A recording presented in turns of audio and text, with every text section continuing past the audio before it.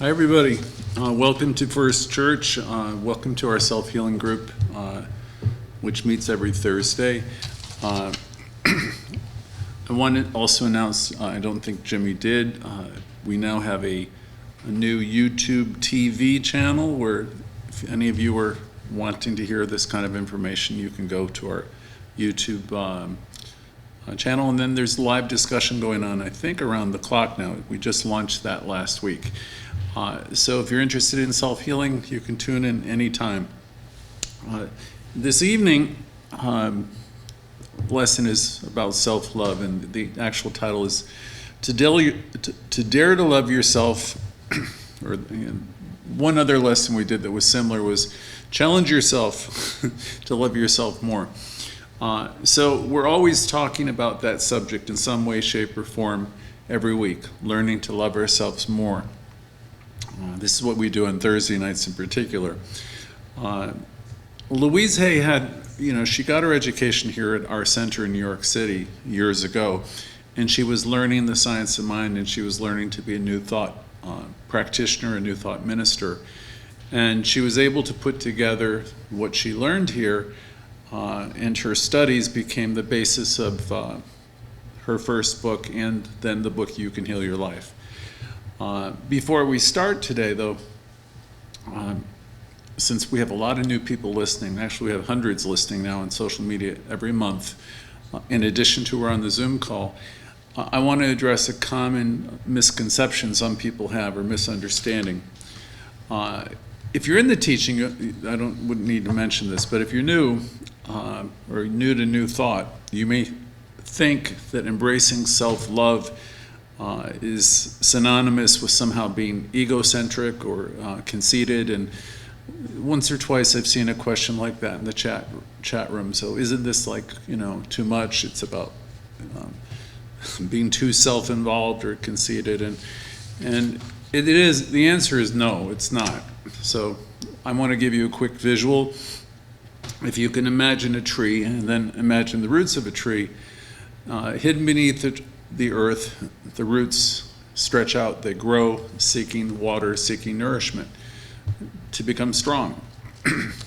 The roots will ensure that the tree remains tall and resilient and able to weather any kind of storm. In a very similar way, learning to love yourself, loving yourself is the root of our being. Learning to nourish ourselves. As we learn to love ourselves, we strengthen ourselves, we strengthen our foundation and our connection with Source, with Spirit, with God. Without strong roots, a tree is susceptible to collapse. And without self-love, and building ourselves up, our spirit somewhat can never be extinguished, but it becomes diminished. So loving yourself is not about self-absorption, but rather it's to recognize and appreciate your own value, your own great value. Every single one of us is a universe unto ourself. And every one of us is filled with learning, filled with wisdom, and we probably have a few flaws, and that really suggests only that we have some things to work on. But we came into this lifetime to learn, to grow, and to flourish. And that means we're here to overcome any obstacles, and we have the power within us that we can heal our lives, we can transform our lives, we can grow and evolve as we're meant to do, as we're meant to. Self-love means realizing that we are individualizations of this Source. Some of you would prefer me to say we're individualizations of God, we're individualizations of God life. We are one with the One. I mean, we can language it in so many ways.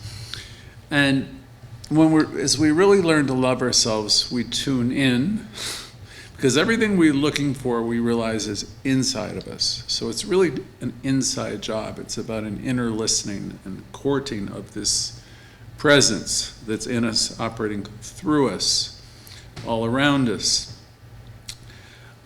Perhaps in the past, if you came from a religious tradition, you were told not to shine too brightly. I'm sure some of you got that. Or to remain in the shadows, because you might be seen, you might seem arrogant or etc. And the suggestion that was implicit in that whole thing was to hide your light. This advice passed down from older traditions, probably with good intentions.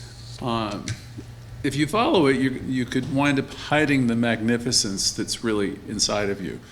So in New Thought, we're really here to tell you it's time to shine. Rise and shine, right? If you're habitually dimming your light, not only do you deprive the world of your unique brilliance, but also it ties you to lingering doubts that you have, and anger and fear, resentments. So we don't want to be dimming our lights anymore if we have been. We're here to shine, we're here to express life, and to do so abundantly and with joy and excitement. Another visual, if you think of a lighthouse by the shore, right? If you think of a lighthouse, if its light is dimmed to be less bright, we would lose something of great value. The lighthouse doesn't shine for its own vanity. It shines to guide. It's there to stand strong amidst raging storms and to fulfill its purpose. In a very similar way, when you embrace self-love, you don't shine for vanity's sake, but you shine so you can navigate life's challenges and you can provide guidance to others, and so that you can live your fullest and best life. Caring for the self, learning to love the self is what Louise Hay was always talking about. And she was talking about the self with a capital S, like self meaning I'm a self-realized human being, meaning I know that I am one with the one. So we're learning to love ourselves and realize who we really are.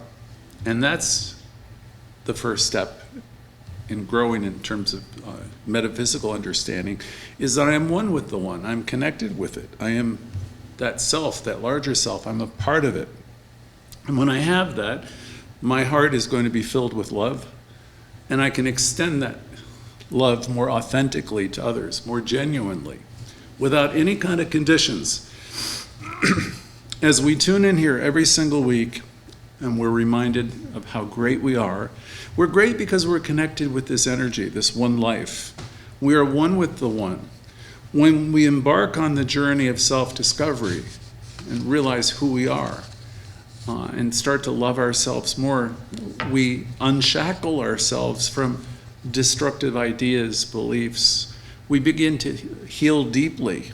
We heal wounds and resentments, and all this stuff that people have a tendency to hold on to. We're here to heal that, to neutralize it and let it go.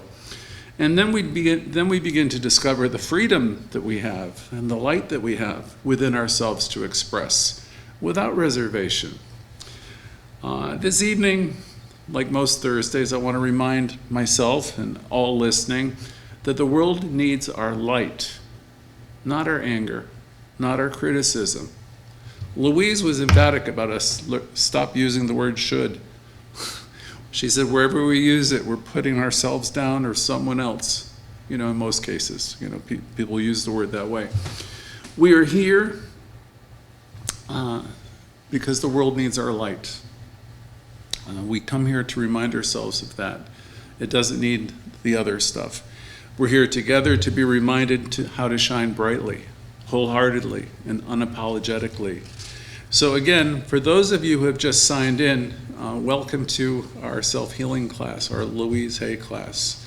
Sometimes we call it our Hay and Holmes class because Louise was a student of Ernest Holmes. Most of the people in the world live in what I've learned to call separation. And to a large extent, they don't love themselves and they don't even know where to begin. An important lesson for any metaphysician or any learning truth student is to realize the meaning of the next phrase. In truth, there is nothing outside of you. So if you get the deeper meaning of that idea, it means I'm creating the world to be a certain thing, the people in it, the world. And my word is my wand, meaning it's done unto me as I believe. And so we have tremendous power to create life to be the way we want it to be. If we put on a new pair of glasses, another book that I like, where we learn to see the cup full and to see the good in the God. If we learn to live that way, we're learning to live the affirmative life. And you'll be healing your life in every aspect of your life if you learn to see that way. But the world at large doesn't necessarily operate that way. Most of the world is in reaction to, everything, right? But if you could get to a point where you stop some of that reacting, which you can, right, everything will start to change. So the world lives in reaction, not realizing that they could stop it all. People have the power. You and I have the power, at least in our own lives, to transform our world and our life. If you're on the call, most of you now know you can turn it all around. If you really want to, you can really turn it around. If you want to and you have the willingness to do this inner work. For much of my 40s, that was the expression, are you willing to do the work? What work is that?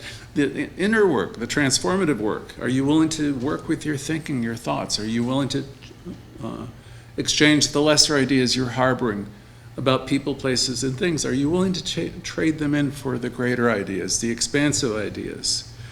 Am I willing to let go of feelings of shame? Am I willing to let go of feelings of blame? Am I willing to let go of that? A lot of us have deeply embedded negative beliefs about ourselves. And it's usually linked to the past. It's probably always linked to the past. Or societal expectations, what people thought you ought to be, or what your family thought you ought to be, or what you think you ought to be. What we think we should have been here, I use that word. It's tied into critical upbringing and all of that. So there's consequences to having, grown up with that and nurturing those types of states of consciousness, and your self-esteem takes a huge hit with that. The consequences can be great. Many people deal with emotional pain stemming from feelings of unworthiness, guilt, and shame. People develop physical ailments because of these states of consciousness. Most of you know the story of Louise herself with cancer and having a couple operations, and she said, I have to get at the underlying pattern of this, or I'll keep on having to go back in, to have pieces of me removed, in so many words. So if we have a lot of negativity within us and stress, negative emotions, it definitely can lead to reactions in your body and physical disease. Also, when we're learning to love ourselves, we want to pay attention to how we treat others.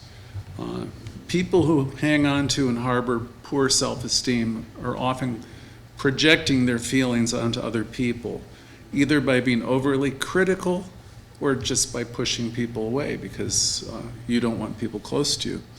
When we're filled with self-contempt or loathing, or we don't love ourselves enough, we're likely to view the world as a hostile place, unfriendly, or you'll see yourself in some way as a victim and you live in an unsupportive world. And then when we see the world this way, we sometimes have a tendency to react and act accordingly. So it's a bit of a cycle. And our actions will lead to negative outcomes. And it will reinforce our belief that we and or the world are the problem.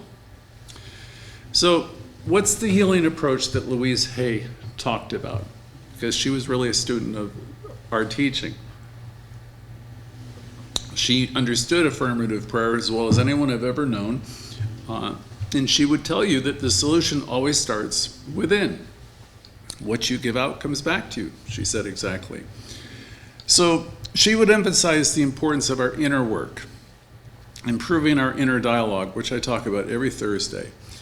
Self-healing isn't just for our benefit. It's for the good of our family, our friends, our loved ones, and ultimately it's for the good of the world itself. Some of the techniques we use here are affirmations, learning how to do affirmative prayer, which is one of the more powerful prayer methods known, meditation, journal writing, visioning.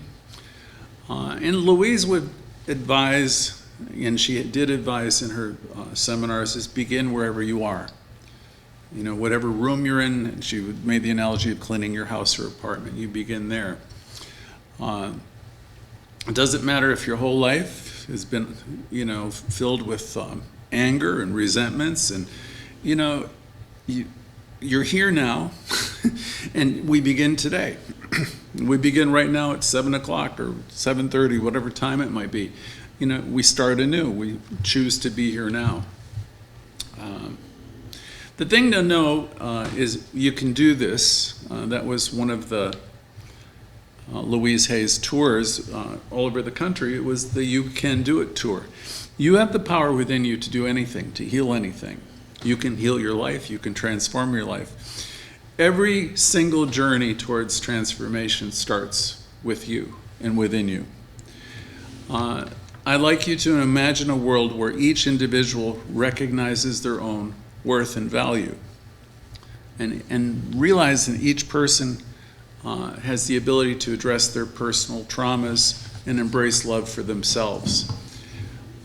If, for example, when you begin to water a plant, you start to give it sunlight, it will start to flourish. In a similar way, when we learn to nurture ourselves with positive self-talk, positive affirmations, and self-love, we begin to bloom.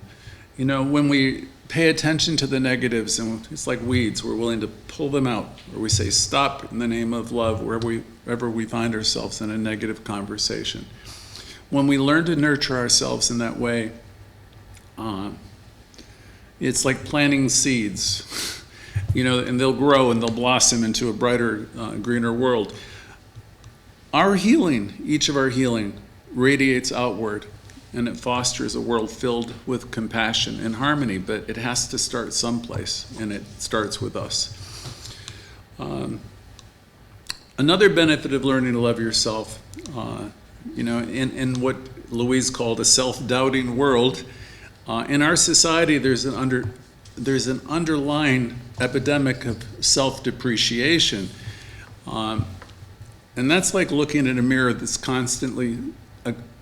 You've seen the mirrors like in, I don't know if you were to go to a circus or something. It's like looking at a mirror that constantly distorts our image, making us question our worth based upon our looks, our weight, our educational background, what we've done, our roles.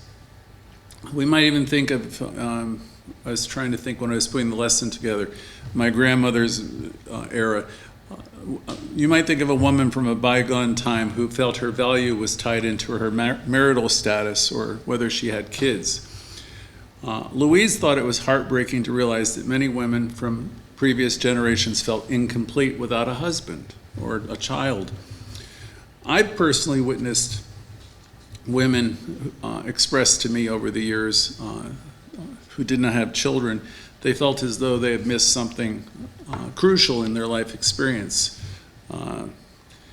This persistent type of thinking or self-doubt and regret over past decisions, you know, people have that. And whether they're about personal choices or uncontrollable circumstances, all of this focus on what could have been and should have been all lead to one detrimental belief, and that is, I am not good enough.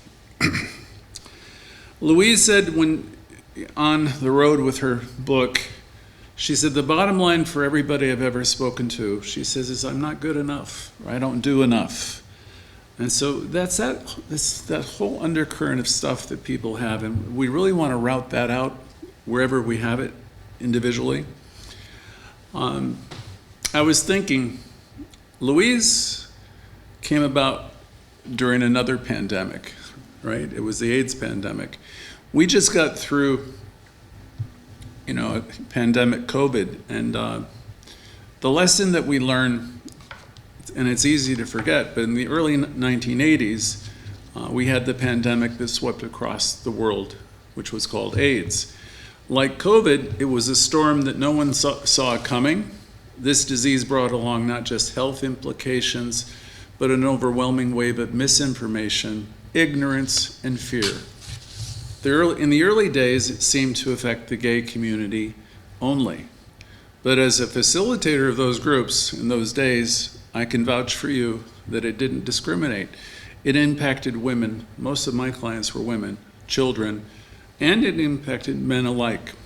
It was during those dark times that Louise Hay emerged as a beacon of hope with this particular teaching, our teaching. Her 1984 book, which we teach from, You Can Heal Your Life, became a guiding light.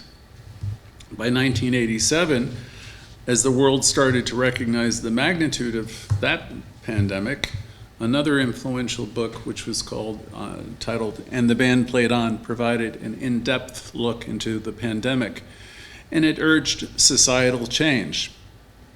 But what set Louise Hay apart from the very beginning was her unwavering focus on eradicating shame from illness. This whole I'm not good enough stuff and my disease means something about me. Imagine telling someone that their illness isn't a mark of disgrace, but just another facet of their life journey. That's what Louise Hay did. And she also said that healing is possible when the experts said it was hopeless. Louise emphasized that everyone, irrespective of their health status, is worthy of compassion, understanding, and love. And she said it all starts with loving yourself. Her legacy is learning to love yourself. Her groundbreaking perspective was transformative. She emphasized that no ailment, whether it's AIDS or any other disease, should be tied to shame or guilt. Her teachings were a call for a big shift in perspective. Louise Hay was a significant figure in the mind-body healing movement.